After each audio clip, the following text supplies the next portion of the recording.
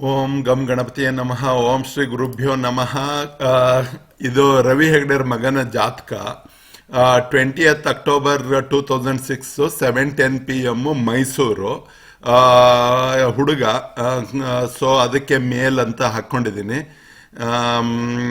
ಎಲ್ಲ wishing him A very happy new year and happy birthday in advance. ಆ, Ravi Hegde junior Ravi ಹೆಗಡೆರ್ಗೆ. ಈಗ ಕುಂಡ್ಲಿ ನೋಡೋಣ ಎಂತ ಹೇಳಿ ಕಾಣಿಸ್ತಾ ಇದೆ ಹೇಳಿ. ಈಗ ಈತನ ಕುಂಡ್ಲಿ ಲಗ್ನ. ಲಗ್ನ ಬಂದು ಆ, ಮೇಷಲಗ್ನ ಅಂತ ಅಂದರೆ ಮಂಗಳನ ಅಧಿಪತ್ಯದಲ್ಲಿ ಲಗ್ನವಿದೆ. ಲಗ್ನಾಧಿಪತಿ ಮಂಗಳ ಆಗಿರೋದ್ರಿಂದ ದೇಹ ಕಟ್ಟುಮಸ್ತಾದ ದೇಹದ ಹುಡುಗ ಆಗಿರ್ತಾನೆ ಅಂತ ಅನ್ನೋದ್ರಲ್ಲಿ ಏನೋ ಸಂಶಯ ಇಲ್ಲ. ನಾನಂತೂ ಅವನ್ನ ನೋಡಿಲ್ಲ. ಸೊ ಮಂಗಳ ಬೇಸಿಕಲಿ ಇದಿರುತ್ತೆ. ಬೇಸಿಕ್ ಪ್ಲಾನೆಟ್ಸಿಗೆ ಹೋಗಿ ನೋಡೋಣ ಏನೇನು ಪ್ಲಾನೆಟ್ಸ್ ಎಲ್ಲ ಹೆಂಗಿದೆ. ಸೊ ರೆಟ್ರೋಗ್ರೇಡೆಡ್ ರಾಹು ರೆಟ್ರೋಗ್ರೇಡೆಡ್, ಕೇತು ರೆಟ್ರೋಗ್ರೇಡೆಡ್ ಬಿಟ್ಟರೆ ಬೇರೆ ಯಾರು ರೆಟ್ರೋಗ್ರೇಡೆಡ್ ಇಲ್ಲ. ರಾಹು ಪೂರ್ವ ಭಾದ್ರಾ ನಕ್ಷತ್ರದಲ್ಲಿದ್ದಾನೆ. ಕೇತು ಉತ್ತರ ಫಾಲ್ಗುಣಿ ನಕ್ಷತ್ರದಲ್ಲಿದ್ದಾನೆ. ಪೂರ್ವ ಭಾದ್ರಾ ಅಂದರೆ ಯಾರ್ದಿದು? ಪೂರ್ವ ಭಾದ್ರಾ ನಕ್ಷತ್ರ ಬಂದು ಶನಿ ನಕ್ಷತ್ರ. ರಾಹು ಪೂರ್ವಭದ್ರ ನಕ್ಷತ್ರ, ಶನಿ ನಕ್ಷತ್ರ. ಚಂದ್ರ ಹಸ್ತದಲ್ಲಿದ್ದಾನೆ. ಚಂದ್ರ ಹಸ್ತದಲ್ಲಿರೋದು ಅವನ ಸ್ವಂತ ನಕ್ಷತ್ರದಲ್ಲಿ ಹಸ್ತ ನಕ್ಷತ್ರ. ಮೂನ್ ಹಸ್ತ ನಕ್ಷತ್ರದಲ್ಲಿದ್ದಾನೆ ಅಂದರೆ ಅವನ ಸ್ವಂತ ನಕ್ಷತ್ರದಲ್ಲಿ ಚಂದ್ರ ಇದ್ದಾನೆ. ಲಗ್ನ ಭರಣಿ ನಕ್ಷತ್ರದಲ್ಲಿ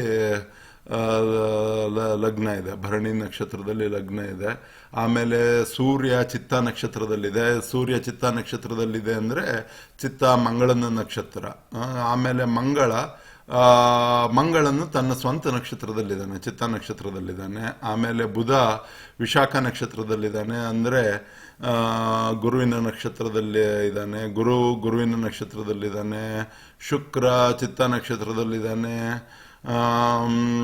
ಶುಕ್ರ ಚಿತ್ತ ನಕ್ಷತ್ರದಲ್ಲಿದ್ದಾನೆ. ಸ್ಯಾಟರ್ನ್ ಅಶ್ಲೇಷದಲ್ಲಿ ಬುಧನ ನಕ್ಷತ್ರದಲ್ಲಿದ್ದಾನೆ. ರಾಹು ಪೂರ್ವ ಭಾದ್ರದಲ್ಲಿ ಗುರುವಿನ ನಕ್ಷತ್ರದಲ್ಲಿ ಇದ್ದಾನೆ. ಆಮೇಲೆ ಕೇತು ಉತ್ತರ ಫಾಲ್ಗುಣಿ ಅಂದರೆ ಸೂರ್ಯ ನಕ್ಷತ್ರದಲ್ಲಿದೆ.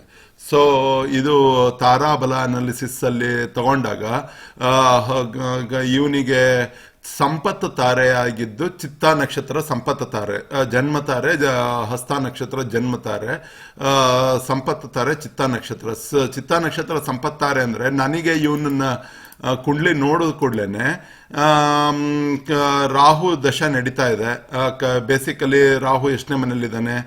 11ರಲ್ಲಿ ರಾಹು ಇದ್ದಾನೆ. 11ರಲ್ಲಿ ರಾಹು ಇದ್ದರೆ ಕೇತು 6ನೇ ಮನೆಯಲ್ಲಿ ಕೇತು. ಅದೇ ಉಲ್ಟಾ ಆಗಿದ್ರೆ ಆ ರಾಹು 6ನೇ ಮನೆಯಲ್ಲಿದ್ದು 11ರಲ್ಲಿ ಕೇತು ಇದ್ರೆ ವರ್ಕ್ 6 ಅಂದರೆ 6ರಲ್ಲಿ ರಾಹು ಇದ್ರೆ ಕೆಲಸ ಮಾಡು ಹೇಳಿ ಹೇಳಿಸ್ತಾ ಇರುತ್ತೆ ಅಂತ ಗುರೂಜಿಯವರು ಹೇಳಿರೋದು. ನಾನೆಲ್ಲ ಗುರೂಜಿಯವ್ರ ತಲೆ ಮೇಲೆ ಹಾಕೋದಿಲ್ಲ. ಬೇಸಿಕಲಿ ನನಗೆ ಒಂದು ಸಂದರ್ಭದಲ್ಲಿ ಅರ್ಥ ಮಾಡ್ಕೊಂಡಿದ್ದು ಹಾಗೆ 1 2 3 4 5 5ನೇ ಮನೆಯಲ್ಲಿ ರಾಹು, 11ನೇ ಮನೆಯಲ್ಲಿ 5ನೇ ಮನೆಯಲ್ಲಿ ಕೇತು, 11ನೇ ಮನೆಯಲ್ಲಿ ರಾಹು ಇದೆ. 5ನೇ ಮನೆಯಲ್ಲಿ ಕೇತು ಅಂದರೆ 5ನೇ ಮನೆಯ ಎಲ್ಲ ಬಯಕೆಗಳು ಈತನಿಗೆ ಸಂಪೂರ್ಣವಾಗಿ ಪಡ್ಕೊಂಡಿರ್ತಾನೆ. ಸೊ ಅವನ ಬಯಕೆಗಳೆಲ್ಲ ಈಡೇರ್ತವೆ. 6ನೇ ಮನೆಯಲ್ಲಿ 5ನೇ ಮನೆಯಲ್ಲಿ ರಾಹು ಇದ್ದಿದ್ರೆ ಬಯಕೆಗಳ ಹಿಂದೆ ಓಡೋದೇ ಅವನ ಕೆಲಸ ಆಗ್ತಿತ್ತು.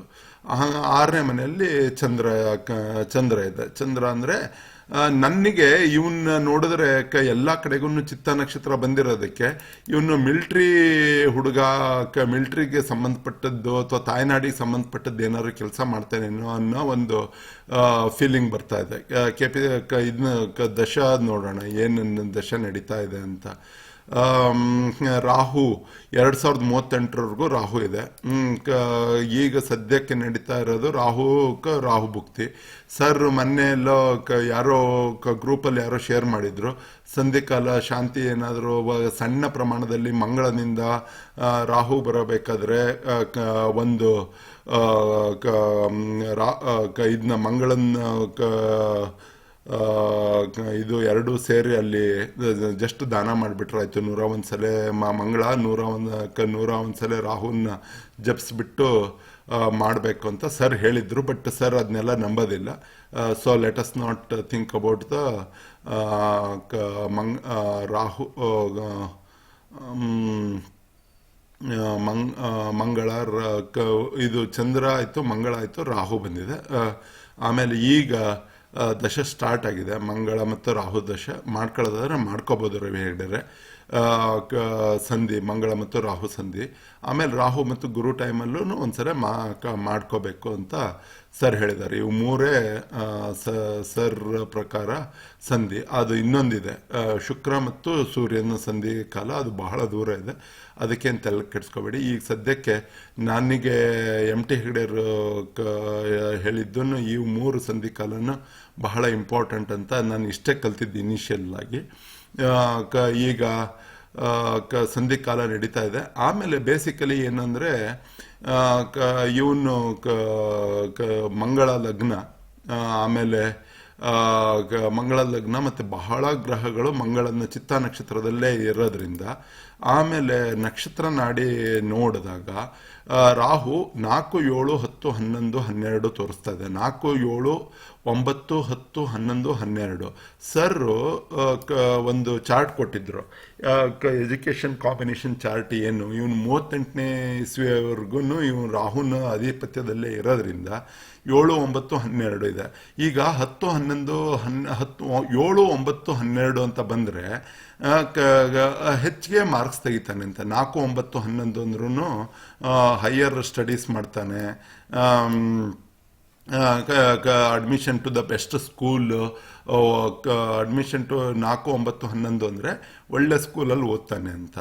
ಆಮೇಲೆ 4, 5, 9, 11, 4, 5, 9, 11 ಅಂದರೆ ಹೆಚ್ಚಿನ ವಿದ್ಯಾಭ್ಯಾಸ ಮಾಡ್ತಾನೆ.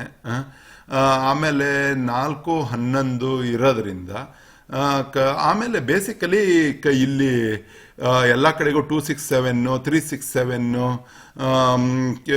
ಈಗ 6, 7 ಅಂತ ಅಂದರೆ ಇದು ಚೆನ್ನಾಗಿ ಅಡ್ಮಿನಿಸ್ಟ್ರೇಟಿವ್ ಸರ್ವಿಸಸ್ಸು ಎಲ್ಲೆಲ್ಲಿ 5, 6 ಅಂತ ಇತ್ತು ಅಂದರೆ ಮ್ಯಾನೇಜ್ಮೆಂಟು. 5, 6, 10, 11 5, 6, 10, 11 ಬಂತು ಅಂದರೆ ಮ್ಯಾನೇಜ್ಮೆಂಟ್ ಅಂತ ಆಗುತ್ತೆ. ಬಟ್ ಬೇಸಿಕಲಿ ನನಗೆ ಇವನಿಗೆ ಚಂದ್ರ 6ನೇ ಮನೆಯಲ್ಲಿ ಇರೋದ್ರಿಂದ ಆಮೇಲೆ ನನ್ನ ಇನಿಷಿಯಲ್ ಫೀಲಿಂಗ್ ಬಂದು ಈತ ಮಿಲಿಟ್ರಿ ರಿಲೇಟೆಡ್ ದೇಶ ಸೇವೆ ಸಲುವಾಗಿ ಏನಾದರೂ ಒಂದು ಮಾಡೋದು, ಅದು ಆರ್ಮಿದಲ್ಲಿ ಉನ್ನತ ಸ್ಥಾನ ಪಡ್ಕೊಳ್ಳೋದು, ಇವನ್ನೆಲ್ಲ ಮಾಡ್ಕೊಳ್ಳೋ ಸಾಧ್ಯತೆ ಇದೆ ಅನ್ನೋದು ನಂದೊಂದು ಫೀಲಿಂಗ್ ಇದೆ. ಈಗ ಲಗ್ನ ನೋಡೋಣ ಯಾವ್ಯಾವ ಇದು ಇದೆ. 4ನೇ ಮನೆಯಲ್ಲಿ ಶನಿ ಇದೆ. 4ನೇ ಮನೆಯಲ್ಲಿ ಶನಿ ಇದ್ದು 4ರ ಅಧಿಪತಿ 6ನೇ ಮನೆಯಲ್ಲಿದ್ದಾರೆ. 4ನೇ ಅಧಿಪತಿ 6ರಲ್ಲಿದ್ದಾರೆ. 6ನೇ ಅಧಿಪತಿ 7ನೇದಲ್ಲಿದ್ದಾನೆ. 6ನೇ ಅಧಿಪತಿ 7ರಲ್ಲಿದ್ದಾನೆ. 6 ಅಧಿಪತಿ 7ರಲ್ಲಿ, 5ರ ಅಧಿಪತಿ 7ರಲ್ಲಿ. ಆಮೇಲೆ 2ರ ಮತ್ತು ಮಾರಕ ಮತ್ತು ಬಾಧಕ ಸ್ಥಾನಗಳಾದ ಈತಂದು ಚರ ಸ್ಥಿರ ದ್ವಿಸ್ವಭಾವ. ಚರಕ್ಕೆ 11 ಮಾರಕ, 11 ಶನಿ. ಅವನು 4ನೇ ಮನೆಯಲ್ಲಿದ್ದಾನೆ. ಸೊ ನಾವು ಬಾಧಕ ಸ್ಥಾನಗಳನ್ನ ತೆಗೆದುಕೊಂಡ್ರೆ ಇವನು ಶುಕ್ರ ಬಾಧಕ, ಶನಿ ಮಾರಕ. ಇವು ಎರಡನ್ನ ನಾವು ಯಾವಾಗಲೂ ಸ್ವಲ್ಪ ನೆನ್ಪಿಟ್ಕೋಬೇಕು. ಬಟ್ ಅವನದು ಶನಿ ದಶೆ ಶುಕ್ರ ದಶೆ ಇನ್ನೂ ಬಹಳ ದೂರ ಇದೆ. ರಾಹು ಆದಮೇಲೆ ಗುರು ಬರಬೇಕು, ಗುರು ಆದಮೇಲೆ ಶನಿ ದಶೆ ಬರಬೇಕು. ಈಗ ಸದ್ಯಕ್ಕೆ ಮಾರಕಾಧಿಪತಿಯಲ್ಲಿ ರಾಹು ಇದ್ದಾನೆ. ಬಟ್ ರಾಹು ನಂಬರ್ಸ್ಗಳು ಸಾಕತ್ತಾಗಿದ್ದಾವೆ. 7, 9, 10, 11 ಒಂದೇ ಲೈನ್ನಲ್ಲಿದೆ. ಸೊ ಈ ಟೈಮಲ್ಲಿ ಅವನಿಗೆ ಆಮೇಲೆ 6ನೇದರಲ್ಲಿ ಚಂದ್ರ ಇರೋದು. ದೇಶಾಭಿಮಾನ ಅನ್ನೋ ಒಂದು ನಂದು ಥಿಂಕಿಂಗು. 6ನೇ ಅಧಿಪತಿ. ಈಗ ಇದನ್ನ ನೋಡೋಣ. 6, 7, 8 ಆದಿಯೋಗ ಇದ್ದಂಗೆ ಕಾಣಿಸ್ತಾ ಇದೆ ಇವನಿಗೆ. ನೋಡೋಣ ಗುರು ಎಲ್ಲಿದ್ದಾನೆ? ಗುರುನೂ ಇಲ್ಲೇ ಇದ್ದಾನೆ. ಆಮೇಲೆ ಗುರು, ಬುಧ, ಶುಕ್ರ, ಆಮೇಲೆ ಮಂಗಳ. 7ರಲ್ಲಿ ಇವರು 3 ಜನ ಇದ್ರೂ ಸಾಕು, 4 ಜನ ಇಲ್ಲೇ ಇದ್ದಾರೆ. ಯೋಗಗಳಂತೂ ಎಷ್ಟೊಂದು ಯೋಗಗಳು ಇಲ್ಲೇ ಇದ್ದಾವೆ. ಆಮೇಲೆ 1, 4, 7, 10. 1, 4, 7, 10ನಲ್ಲಿ ಲಗ್ನದಲ್ಲಿ ಯಾರೂ ಇಲ್ಲ, ಅಂದರೆ ಭೂಮಿ ಮೇಲೆ ಯಾರೂ ಇಲ್ಲ. ಪಾತಾಳದಲ್ಲಿ 4ರಲ್ಲಿ 1, 4ರಲ್ಲಿ ಶನಿ ಇದ್ದಾನೆ. ಆಮೇಲೆ 7, 4, 5, 6, 7ನಲ್ಲಿ 7ನಲ್ಲಿ ಇಷ್ಟು ಸೂರ್ಯ ಇದ್ದಾರೆ, ಬುಧ, ಶುಕ್ರ. ಆವಾಗ ಇದು ಶುಕ್ರ ಮತ್ತು ಶುಕ್ರ, ಮಂಗಳ, ಲಗ್ನಾಧಿಪತಿ 7ರಲ್ಲಿದ್ದಾನೆ, ಗುರು ಇದ್ದಾರೆ. So Bhrigu point of view ನೋಡಿದ್ರೆ ಬುಧನ ಜೊತೆಗೆ ಮಂಗಳ ಸ್ವಲ್ಪ ಸಿಟ್ಟು ಜಾಸ್ತಿ. ಗುರು, ಸೂರ್ಯ, ಶುಕ್ರ. ಸೂರ್ಯನೂ ಇರೋದಕ್ಕೆ ತಂದೆ is from well to do family ಅನ್ನೋ ಥರ ಇರುತ್ತೆ. ಆಮೇಲೆ ಶುಕ್ರನು ಇರೋದ್ರಿಂದ he will be a systematic ಆಗಿರ್ತಾನೆ, ಡಿಸಿಪ್ಲಿನ್ಡ್ ಆಗಿರ್ತಾನೆ. ಆಮೇಲೆ ಮಾರ್ಸ್ ಆರ್ಡರ್ಲಿ ಫ್ಯಾಷನಲ್ಲಿ ಇರ್ತಾನೆ. ಶುಕ್ರ ಅಂದರೆ ಎಲ್ಲವನ್ನೂ ನೀಟಾಗಿ ಪ್ರೆಸೆಂಟೇಬಲಲ್ಲಿ ಇರ್ತಾನೆ ಹುಡುಗ. ಆಮೇಲೆ ಇದು ಮೂರನೇದು ಅಂದರೆ ಅದ್ರ ಜೊತೆ ರಾಹುನು ಬರುತ್ತೆ. ಭೃಗು ಪ್ರಕಾರ ರಾಹುನು ಸೇರ್ಕೋತದೆ. ಸೊ ಭೃಗುಂದ ರೀತಿ ನೋಡಿದ್ರೆ ಬುಧನ ಜೊತೆಗೆ ರಾಹು, ಸೂರ್ಯ, ಶುಕ್ರ, ಮಂಗಳ, ಗುರು, ರಾಹು ಬರುತ್ತೆ. ರಾಹು ಮತ್ತು ಗುರು ಎಲ್ಲ ದೊಡ್ಡದೇ ಮಾಡಬೇಕು ಅಂತ ಹೇಳ್ತಾರಲ್ಲ. ಗುರು ಮತ್ತು ಶುಕ್ರ ಇದ್ದರೆ ಭೃಗುನ್ ಪ್ರಕಾರ he has a lot of good features. ಆಮೇಲೆ ಶನಿ ಕೆಲಸದಲ್ಲಿ ಶನಿ ಯಾರ ಜೊತೆಗಿದ್ದಾನೆ? 4ನೇ ಮನೆ. ಶನಿ ಒಬ್ಬನೇ ಇರ್ತಾನೆ. ಕೆಲಸನ ನೋಡಿದ್ರೆ ಒಬ್ಬನೇ ಇರ್ತಾನೆ. ಆಮೇಲೆ ಕೇತು, ಮೋಕ್ಷಕಾರಕವಾದ ಕೇತು 5ನೇ ಮನೆಯಲ್ಲಿದೆ. ಅದು ಅವನು ಒಬ್ಬನೇ ಇರ್ತಾನೆ. ಶನಿನೂ ಒಬ್ಬನೇ ಇರ್ತಾನೆ, ಕೇತುನೂ ಒಬ್ಬನೇ ಇರ್ತಾನೆ. ಕೇತು ಇನ್ನೊಂಥರ ನೋಡಕ್ಕೆ ಹೋದರೆ ಕಟ್ ಅಂತ ಹೇಳ್ತಾರಲ್ಲ, ಅದು ಸಾಧ್ಯತೆ ಕಮ್ಮಿ. ಆಮೇಲೆ ಚಂದ್ರ, ಭೃಗು ಪ್ರಕಾರ ಚಂದ್ರಂಗೆ ಕಳ್ಳ ಅಂತಾರೆ ಅಂತ ಹೇಳಿದ್ರು ಸರ್. 2ನೇ ಮನೆ 159 ಇದ್ದಂಗೆ 2, 6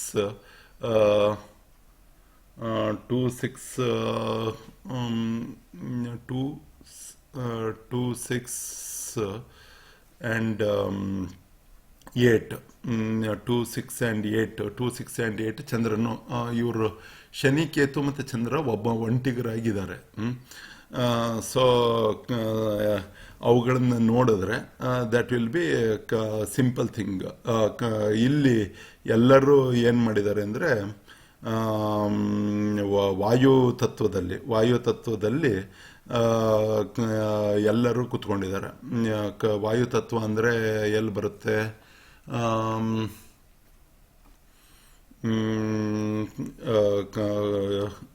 ಈಸ್ಟ್, ಸೌತು, ವೆಸ್ಟಲ್ಲಿ ಈಸ್ಟ್ ಆಮೇಲೆ ನಾರ್ತ್. ಓಕೆ. ಬುಧನ್ ಜೊತೆಗೆ Surya, Mangala, Guru, Shukra, Rahu. So it looks like very good. ಓದೋದ್ರಲ್ಲೂ ಅತ್ಯಂತ ಅಭಿರುಚಿಯಾಗಿ ಅನೇಕ ವಿಧಾನವಾದ ಓದನ್ನು ಓದ್ತಾನೆ. ಬಹಳ ಮಾಸ್ಟರ್ ಆಫ್ ಆಲ್ ಅಥವಾ jack of all master of none ಅಂತನೋ ಅಥವಾ ಏನೋ ಹಿಂಗೆ ಅತಿ ಹೆಚ್ಚ ವಿಚಾರಗಳನ್ನು ತಿಳ್ಕೊಳ್ಳೋ ಅಂತ ಹುಡುಗ ಅಂತ ನನಗನ್ಸುತ್ತೆ. ಈಗ ಸದ್ಯಕ್ಕೆ he will do lot of studies. ಬೇಕಾದರೆ IFS, ನಾವು ಇದನ್ನೆಲ್ಲ ನೋಡಿದ್ವಲ್ಲ, 10-11 ಆರ್ಮಿ ಕಡೆಗೆ ಓದ್ತಾನೆ, IFS ಮಾಡ್ಬೋದು ಅಂತ ಅನ್ನಿಸ್ತದೆ. ಭಾಳ ವಿಚಾರಗಳನ್ನ ತಿಳ್ಕೊತಾನೆ. ಅಂದರೆ IAS ಮಾಡೋದ್ರಿಂದ IAS ಮಾಡೋದು ಒಳ್ಳೆಯದು, ಯಾಕೆಂದರೆ ಸಿಕ್ಕಾಪಟ್ಟೆ ನಾಲೆಜ್ ಇರುತ್ತೆ. ಆ್ಯಂಡ್ ಬೇಸಿಕಲಿ ಇದನ್ನ ಅಡ್ಮಿನಿಸ್ಟ್ರೇಟರ್ ಆಗ್ತಾರೆ, ಆಮೇಲೆ CEO ಆಗೋ ಚಾನ್ಸಸ್ ಇರ್ತಾನೆ, ಅಥವಾ ಇಂಡಸ್ಟ್ರಿ ನಡೆಸ್ತಾನೆ. ಈ ಯೋಗದ ಪ್ರಕಾರ ನೋಡಿದ್ರೆ ಇಂಡಸ್ಟ್ರಿ ನಡೆಸ್ತಾನೆ. ಗಜಕೇಸರಿ ಯೋಗ ಇಲ್ಲ. ಈ ಪಂಚಮಹಾಪುರುಷ ಯೋಗಗಳು ಎಷ್ಟೊಂದು ಪಂಚಮಹಾಪುರುಷ ಯೋಗಗಳಿದ್ದಾವೆ. So it's all good. Ravi Hegde, ನಿಮಗೇನು ಅನಿಸ್ತದೆ ಹೇಳ್ರಿ.